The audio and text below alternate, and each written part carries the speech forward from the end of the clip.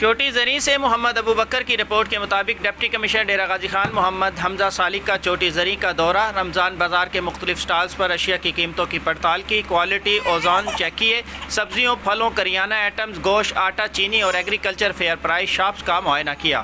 Deputy commissioner حمزہ سالک نے گفتگو کرتے ہوئے کہا کہ ماہ رمضان میں حکومت پنجاب کی طرف سے فراہم کردہ سبسڈی پر عوام کو ریلیف دے رہے ہیں۔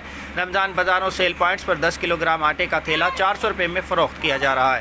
ضلع کے تمام رمضان بازاروں میں چینی 70 روپے فی کلو کے حساب سے فروخت کی جا رہی ہے۔ گھی 50 روپے، چکن 12 فی کلو اور انڈے 6 روپے فی درجن مارکیٹ سے کم قیمت پر دستیاب ہیں۔ انہوں نے کہا کہ رمضان بازاروں میں سستی اشیاء کی فراہمی اور دیگر سہولیات کی باقاعدہ مانیٹرنگ کی جا رہی ہے۔ عوام کے رش کے باعث سٹالز پر اشیاء کا کوٹا بڑھایا جا رہا ہے۔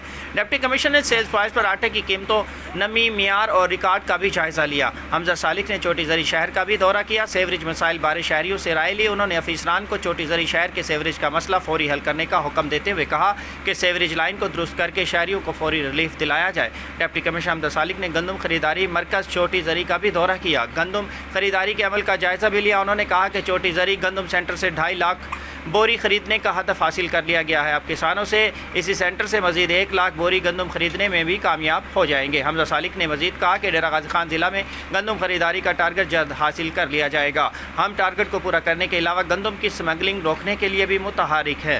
حمزہ سالک نے جدید آلات کی مدد سے گندم میں نمی کے معیار کو بھی چیک کیا۔ اس موقع پر additional deputy commissioner revenue Ahmad Hasan Ranjha, assistant commissioner Ahmad Naveed اور دیگر افسران بھی ہمراہ تھے۔